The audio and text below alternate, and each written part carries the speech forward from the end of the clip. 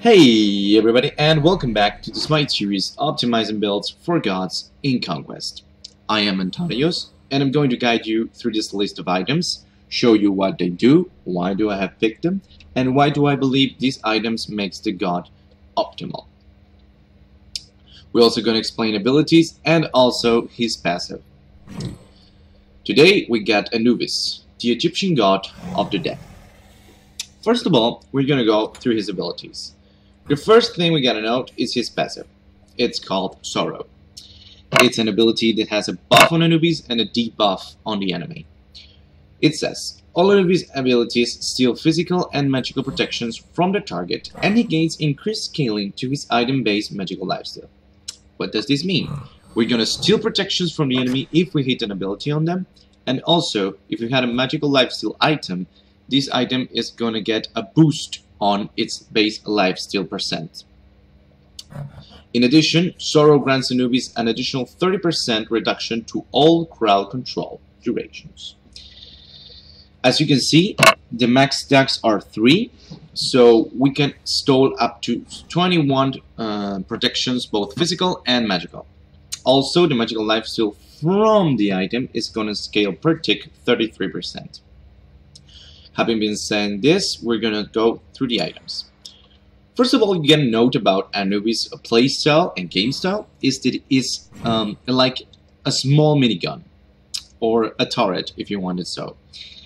He's extremely good at dealing damage.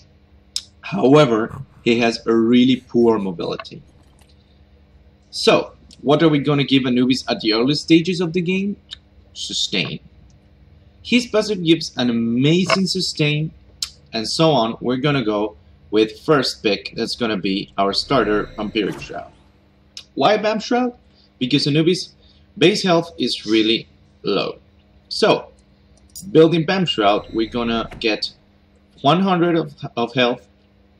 We're gonna have also MP5 and magical power. The second item we're gonna build is gonna be Tina Trinket, which gives magical power and also magical lifesteal.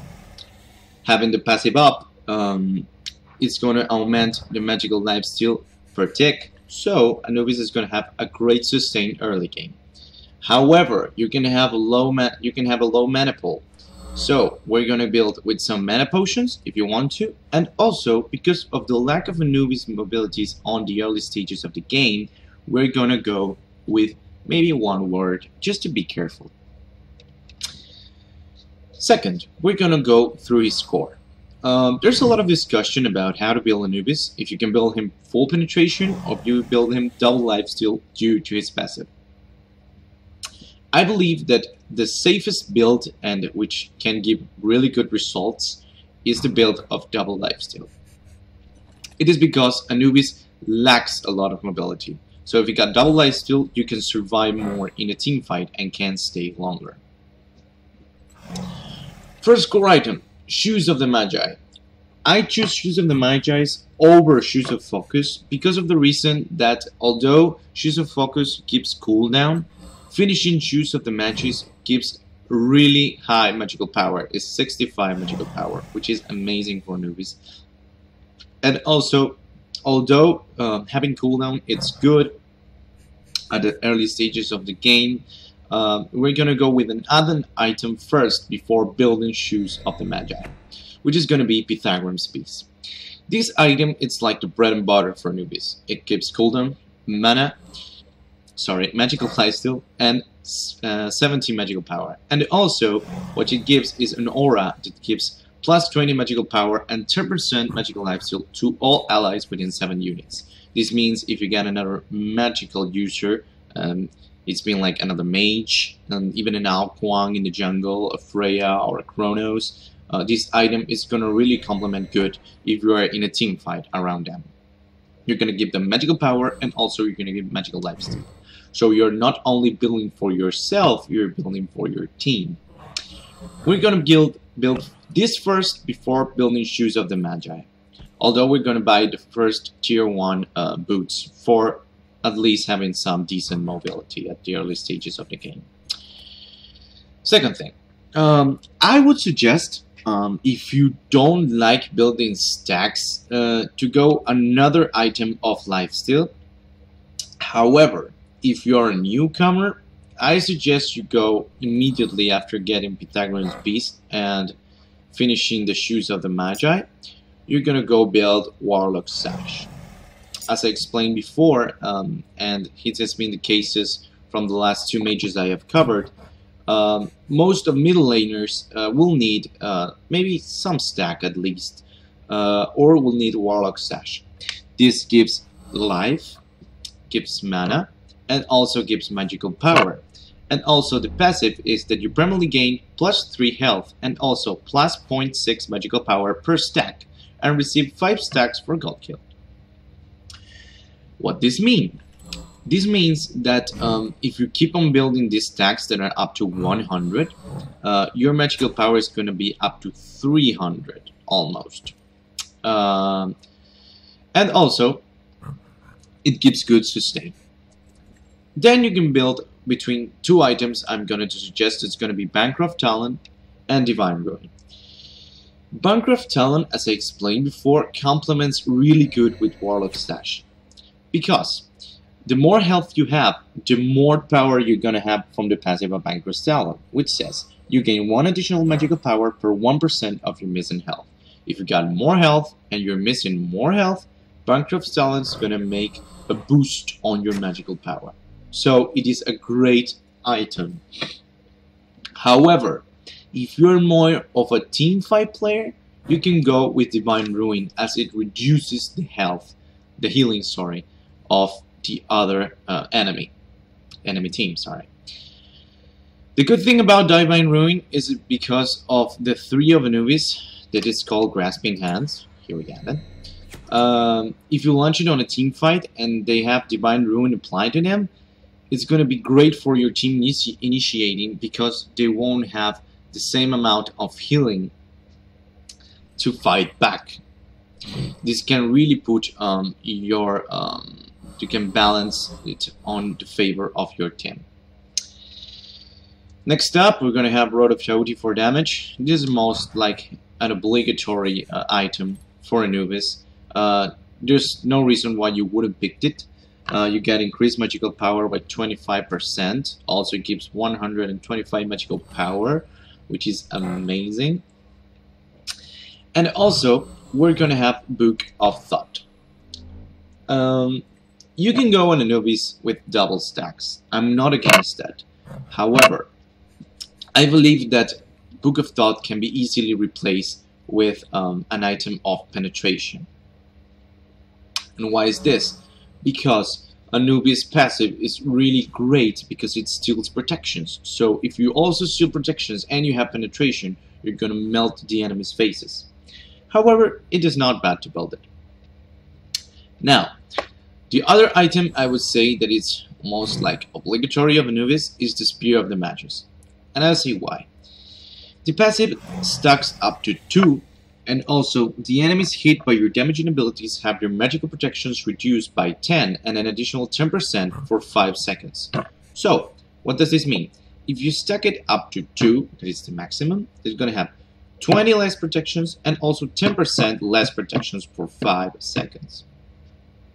This complements amazingly with Anubis passive, as you're also going to steal 21 protections from the enemy, both physical and magical. So, as I said before, this is more like an obligatory date. You're gonna use Spear of the Magus. I mean, this item has to be obligatory, in my opinion, due to Anubis passive. You're gonna build 2 items of lifesteal. It can be Pythagorean Piece is gonna be obligatory, and you can go Bancroft Talon and Divine Ruin. You can use Shoes of the Focus if you're going with an Anubis and you're not really an expert or a really good magical user. So it's good to go with Shoes of Focus. I prefer Shoes of the Magi because I'm more comfortable with my abilities, but you can build Shoes of Focus if you want to. Rod of Tahuti is going to be also a good item. And you can build Spear of the Magus. And, well, after you finish all this, you can just dump out Vamp Shroud, and you can choose between, here I'm going to show you, wait a minute. Spear of the Magus here. You can go with an obsidian shard, which gives plus 30% magical penetration, which this means if the enemy has armor, you're not also going to debuff the enemy protections from the Spear of the Magus, but also you're going to deal more damage if they are more protected of magical users. So these two complement greatly with Anubis, and you can build an Anubis with double penetration, which is great and it's really good. The second thing we're going to go with is the defensive items for Anubis. As I stated before in other videos, the idea of defensive builds is to have good sustain or to remain more time in the team fight. First of all, Gem of Isolation. It gives health, it gives mana, and it's a great item which stacks good for Anubis because it can help him stack his passive better, as it gives a slow. So the enemies of Anubis are going to stay more time in Anubis 3 and also are going to receive more damage from Plague and Grasping Hand. These two. And it's also a good tool for team fights. Another thing, Breastplate of Valor. If you're going like heavily ganked and the enemy is an assassin which has physical, it's really good because it gives mana. It really complements good with Book of Thought, and also it gives cooldown reduction, so it's great. Magi's Blessing. It is great because of it's like having beads ready to pop out at every time. It gives health, magical protections, and also physical protections. And it also gives 1 second of crowd control immunity, which is fine. I don't know if I will build Magi's Blessing every occasion, but it's good to have it on. And also we're going to cover Stone of Gaia. The thing I choose Stone of Gaia over another magical items for protecting is that it regenerates 2% of your max health every 5 seconds. This means that if you're building Warlock Sash and you get a really high health pool, Stone of Gaia is going to be a great complement for it. So you should look forward to it. We're going to go with Anubis actives. Greater Sprint is like a really great active for Anubis. You're going to have these good rotations with Greater Sprint, also escapes, also beats, which are great because they give cooldown, and also gives crowd control immunity for 3 seconds, which is amazing. Also, with Anubis Ultimate, we're going to explain right in a minute. It's going to be Shield of the Underworld, which reflects 40% of all damage you take. This means that if you're on the ability that's called Death Gaze, that is ultimate, that you stone to the ground and you just fire laser, it is great because enemies will try to attack you. So, Shield of the Underworld is a good way for reflecting damage and also dealing damage, stealing protections and also dealing more damage of the reflected damage you're dealing with Shield of the Underworld. And also Blink, it's a good combination for his Mummify. We're going to explain really fast the abilities, and we're going to end this guide really quickly. Plague of Locusts. Anubis locks himself into the ground and just launches this big breath, which does damage every 0.5 seconds for 3 seconds. And also Anubis is immune to knockups. What this means, if you're doing your 1 and an Hercules tries to just grab you back, you cannot be pulled to him. So this is great. Also, it is a good ability for lane clear, although it's risky. I wouldn't use it unless the enemy is mummified. And we're gonna jump into Mummify right now. Mummify is a stun, which it's up to 2 seconds. It's great for team fights because you're just isolating an enemy. It's a good tool for popping out beats, although it has a really high cooldown, which if you reduce it with Pythagorean Piece is not that long. And now Grasping Hands. Grasping Hands is the bread and butter for Anubis. Also, it scales plus 35% of your magical power, which is really good. And also deals a damage per tick and also slows the enemy. This is good because it complements good with Gem of Isolation if you build a defensive Anubis, and also steals the enemy protections and helps you get your passive up more quickly. For the last, we're gonna go with Death Gaze. Death Gaze is the ability that it's like an insta first blood if you hit all the ticks to any enemy in the game. I mean, you can just melt faces with this. However, you gotta be really careful and you gotta be really near the enemy if you want to hit it with full potential. It's a risky ability.